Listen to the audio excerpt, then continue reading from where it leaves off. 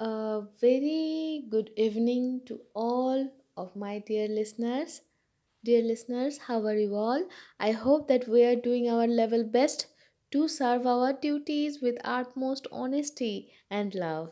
And in this sadhana, we are going to be successful with the blessings of our parents, with the good wish and guidance from our guide, our gurus, and also as per the will, as per the wish of Almighty. So let's proceed. Today we are going to start a new chapter from the life of our master Shri Ramkrishna Paramhansa Dev. We are going to know about a new character or a disciple. So let's proceed. The chapter is Baburam and Niranjan. Baburam Ghosh first met the master in a Hari Sabha in Calcutta, where the latter went to hear the chanting of the Bhagavata. Sometime before, he had heard from his elder brother about a monk in Dakshineshwar who, like Sri Gauranga, lost all consciousness of the world while uttering the name of God.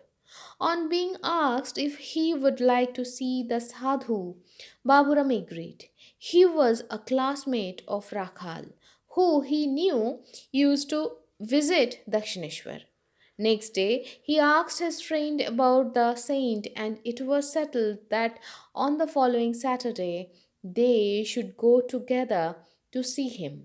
On the appointed day, they set out by boat and were joined on the way by a friend named Ramdayal Chakravarti, who used to visit the master. Rakhal inquired of Baburam if he would like to stay for the night. Baburam thought they were going to a monk who lived in a hut and replied, "Will there be accommodation for us?" Rakhal only said, "There may be." The question of food troubled Baburam, and he asked, "What shall we eat at night? There are shops there, I hope." Rakhal simply said, "We shall manage somehow." At sunset, they reached the temple. Baburam was fascinated with the beauty of the place. It looked like fairyland. They entered Sri Ramakrishna's room, but he was not there. Rakhal said to them, "He has gone to the Kali temple. Please wait here a little and I shall call him." He hurried to the temple and in a few minutes was seen leading Sri Ramakrishna by the hand. The master was in a state of God intoxication, and Rakhal was carefully directing his staggering footsteps, warning him of the high and low places. Reaching his room, he sat a while on the small bedstead and presently regained normal consciousness. He inquired about the newcomer. Ramdal introduced him. Sri Ramakrishna said, "Ah, you are a relative of Balaram. Then you are related to us also. Well, what is your native place?" "Atpukur, sir." "Atpur, sir." "Ah, then I must have visited it. Kali and Bhulu of Jhamapukur also hail from that place, don't they?" "Yes, sir." "But how do you know them?" "Why, they are sons of Ramprasad Mitra. When I was at Jhamapukur, I used to go frequently to their house as well as to that of Digambar Mitra." Saying this, the master caught hold of Baburam's hand and said, "Come closer to the light. Let me see your face." In the dim light of an earthen lamp, he carefully studied the face.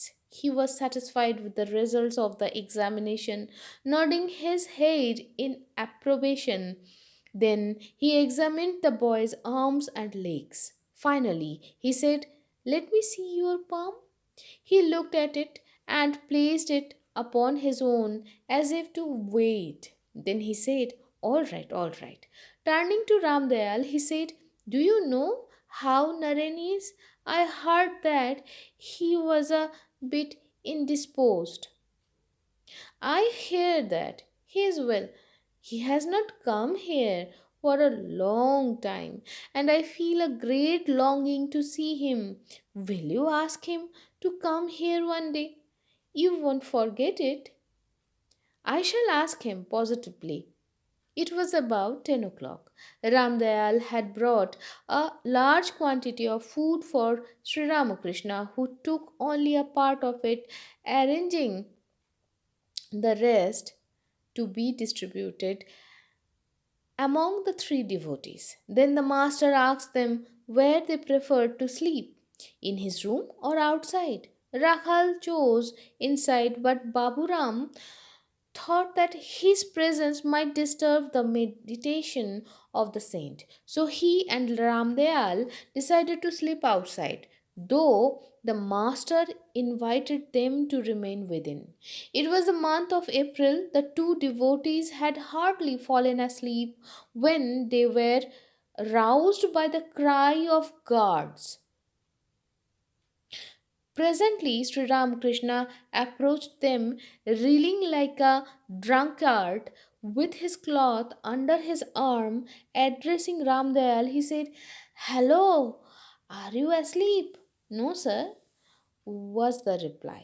Then the master said with great eagerness, "Please tell him to come." I felt as if somebody were wringing my heart like this, and he twisted his cloth. His every word and gesture expressed the unspeakable agony of heart at the separation from Narendranath. What love! Baburam thought. But how queer that he does not respond. Sri Ramakrishna proceeded a few steps towards his room. Then he returned and said to Ramdayal, "Then don't forget to tell him about it." He repeated these words and went back to his bed with staggering gait. About an hour after, he again appeared and unburdened his mind to Ramdayal. "Look here, he is very pure. I look upon him as the manifestation of Narayana and can't live without him. His absence is wringing my heart like this." And he again twisted his cloth. Then he said in bitter anguish, "I am being put on the rack as it were for his sake. Let him come here just once." This scene was repeated at hourly intervals throughout the night. When Baburam met Sri Ramakrishna the next morning, he found him quite a different man. There was no trace of anxiety on his face. He asked Baburam to walk around the Panchavati. Baburam was about 20 years of age, although he appeared to be much younger and very handsome. In his childhood, if anyone teased him about marriage, he would lisp, "Oh, I shall die then." At 8 years, his ideal was to lead a life of renunciation in a hut shut out from public view by a thick wall of trees with a fellow monk. When he saw the Panchavati, he was surprised to find that it tallied exactly with his boyish dreams. How could he have foreshadowed the picture so accurately? He, however, kept this to himself and returned to Sri Ramakrishna. In response to a question as to how he liked the place, he only said it was nice. The master then asked him to visit the Kali temple, which he did. When he took his leave of Sri Ramakrishna, the latter affectionately asked him to come again. Baburam was greatly impressed. "He is an exceptionally good man," he thought, "and dearly loves Naren. But strange that Naren does not go to see him." The next Sunday at 8 o'clock, he again came to Dakshineshwar. A few devotees were seated before the master. Sri Ramakrishna welcomed him and said, "It is nice that you have come. Go to the Panchavati, where they are having a picnic, and Narendra has come. Have a talk with him." At the Panchavati, Baburam found Rakhal, who introduced him to Narendra and some other young devotees of the Master who had assembled there. From the first, Baburam was filled with admiration for Narendra. To look at him was to love him. Narendra was talking with his friends. Presently, he burst into a song which charmed Baburam. With bated breathe, he listened, saying to himself, "Ah, how versatile he is." Baburam began to associate closely with Sri Ramakrishna and soon surrendered himself at his feet forever. The master had a very high opinion of him. He knew him to be absolutely pure and classed him among the Nitya Siddhas and the Ishvara Kotis. In a vision, he saw Baburam as a goddess with a necklace. This gave him an inkling as to the personality of this disciple. It is a new vessel, and milk can be put into it without fear of turning. This was what he used to say of this boy. Owing to his absolute purity, Baburam was deemed a fit attendant for the master, who liked to have him about. He would often fall into samadhi when he touched the boy. His mother was a great devotee, and when Sri Ramakrishna asked her to leave her son in his care, she gave her ungrudging consent. Baburam was one of those fortunate souls whose touch the master could bear at the time of samadhi, and many were the occasions when he was found supporting Sri Ramakrishna in that state, lest he should fall and be injured. The master, from the very beginning, treated him as his own and took great pains to help him to realize God. Once the boy pressed him hard for the experience of bhava, that absorption in God, which is the maturity of devotion. Sri Ramakrishna prayed to the Divine Mother for this, but was told that Baburam would get the monastic experience or jnana instead of bhava. This delighted the master. One day, Hajra, in his characteristic way, was advising Baburam and some other young boys to ask of Sri Ramakrishna something tangible in the shape of powers instead of, as was their wont, merely living a jolly life with him with plenty of good things to eat. Sri Ramakrishna, who was near, scented mischief making, and calling Baburam to his side said, "Well, what can you ask? Isn't everything that I have yours already?" "Yes, everything I have earned in the shape of realizations is for the sake of you all. So get rid of the idea of begging, which alienates, which alienates, which alienates by creating distance. Rather, realize your kinship to me and gain the key to all that treasure. In a thousand ways, such as this, the master, like a watchful mother, trained the young souls under his care so that they might develop without selfishness. So, my dear friends, my dear listeners, today I am stopping here. So, let's start the Bengali version. তো আমরা আজকে একটা নতুন chapter Baburam এবং নিরঞ্জন শ্রীরামকৃষ্ণ পরমহংসদেবের যে জীবনী আমরা পড়ছি তার থেকে শুরু করছি। এখানে বাবুরাম কে ছিলেন, তার তিনি কত উচ্চকোটির মানুষ ছিলেন, যাকে শ্রীরামকৃষ্ণ যখন প্রথম দেখেন তারপরে প্রদীপের আলোয় তার হাত পা মুখ মাথা এবং তার হাতের চেটো দেখেন, এবং দেখার পর তাকে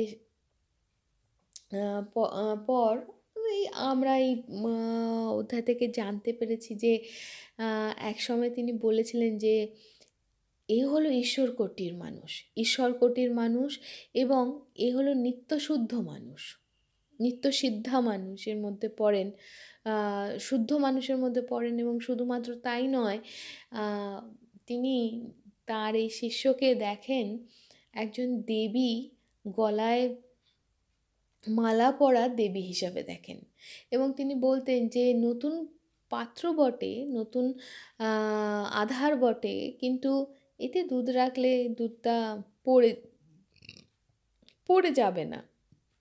আর তিনি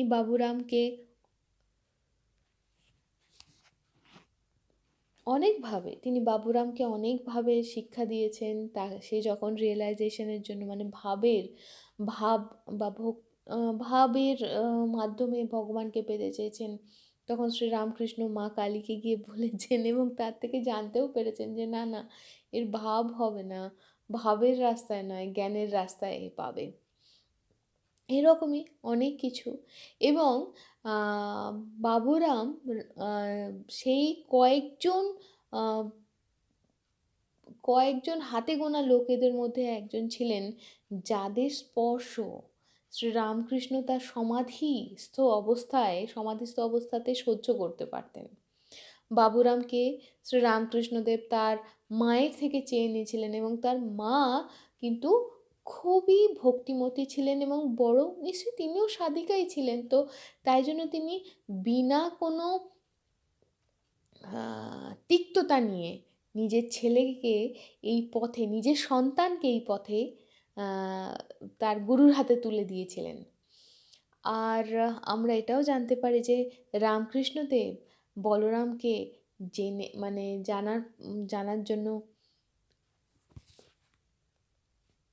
জানার জন্য তিনি জিজ্ঞাসা করেন যে তুমি কোথা থেকে এসেছো। তার থেকে সমস্ত জানা যায় যে তিনি আটপুরের বাসিন্দা, আর সেখান থেকে একদম নর্মাল একজন সাধারণ মানুষের মতো শ্রীরামকৃষ্ণ মানে তার সঙ্গে গল্প করতে আরম্ভ করেন। হ্যাঁ, আমি জানবো না, আমি অমুকের বাড়ি গেছি, আমি যখন জামাপুকুরে গেছি তখন ওদের বাড়ি গেছি, ওই অমুক কালী রয়েছে, সব ওই রকম, ওইদের সঙ্গে তো জানা চেনা এইরকম সব এরমভাবে গল্প করছেন। যেই মানুষটা জাস্ট তার একটু আগে মানে মা কালীর মন্দির থেকে যখন রাখাল ফিরিয়ে নিয়ে আসছেন, তখন তিনি সমাধিস্থ অবস্থায় ছিলেন। তো বাবুরাম প্রথম দিনেই এই রকম এত কিছু দেখেছিলেন, এবং এটাও দেখেছিলেন যে শ্রীরামকৃষ্ণ নরেন্দ্রনাথকে কতটা ভালোবাসেন। এবং তিনি যখন এরা সবাই রাত্রিরে থাকবেন বলে ঠিক করেছেন, তো তখন প্রত্যেক ঘন্টায় ঘন্টায় একবার করে আসেন আর বলেন, আচ্ছা তুমি ওকে খবর দিতে ভুলবে না তো, আচ্ছা তুমি ওকে খবর দিতে ভুলবে না তো। আচ্ছা, তো এই ঘটনায় যাকে তিনি বারবার বলছিলেন সেই ভদ্রলোক কিন্তু শ্রীরামকৃষ্ণকে আশ্বাস দিয়েছিলেন যে হ্যাঁ হ্যাঁ, আমি বলে দেবো, আমি অবশ্যই বলবো তাকে। কিন্তু গুরুর মন। আচ্ছা, যাকে বলেছিলেন তিনি হলেন রামদয়াল। আর রামদয়াল, রাখাল আর বাবুরাম, এরা তিনজনে কিন্তু গিয়েছিলেন প্রথমে। আর নরেন্দ্রনাথের প্রতি ভালোবাসা, যাই হোক, সেই অনুযায়ী নিশ্চয়ই বাবুরামের মনে একটা কিউরিয়াসিটি, একটা অনুসন্ধিৎসার বীজ বপন করে দিয়েছিল। তো পরের সপ্তাহে, প্রথমবারে তো শনিবার, পরের সপ্তাহে যখন রবিবারে সবাইকে পিকনিক করতে দেখেন, তখন নরেন্দ্রনাথের গান শুনে তিনি খুব ইমপ্রেসড হয়ে যান খুবই তার মনে ধরে নরেন্দ্রনাথকে। শুধু কি তাই, যে পঞ্চবটী ছিল, সেই পঞ্চবটীটাতে যখন তিনি ঘুরতেন বলরাম, তখন ঘুরেছেন প্রথমে, তখন তিনি বুঝতে পারেন যে তিনি ছোটোবেলায় যে ভাবতেন যে একটা এমন জায়গা থাকবে যেখানে আম তিনি আরেকজন সাধকের সঙ্গে সাধনা করবেন। আর সে একটা ছোট্ট কুঁড়ে ঘর, যেটা অনেকগুলো সবুজ গাছপালা দিয়ে ঘেরা, বন্ধ, সেই রকম। এবং বলরাম আ খুব অবাক হয়ে গিয়েছিলেন যখন তিনি পঞ্চবটীকে দেখেন। কারণ তাঁর সেই ছোটোবেলার যে স্বপ্ন, সেইগুলো স্বপ্ন বা ইচ্ছা, সেটার সঙ্গে হুবহু মিলে যাচ্ছিল পঞ্চবটির আবহাওয়া, গাছপালা সব কিছু। তো সেগুলো তো সবই গুরুর কৃপা। কিন্তু এরপর কি হলো? এরপর কার সম্বন্ধে জানবো? তা আমরা পরবর্তী সপ্তাহে জেনে নেব। ততক্ষণ পর্যন্ত সকলে ভালো থেকো, আনন্দে থেকো। কেমন? টাটা।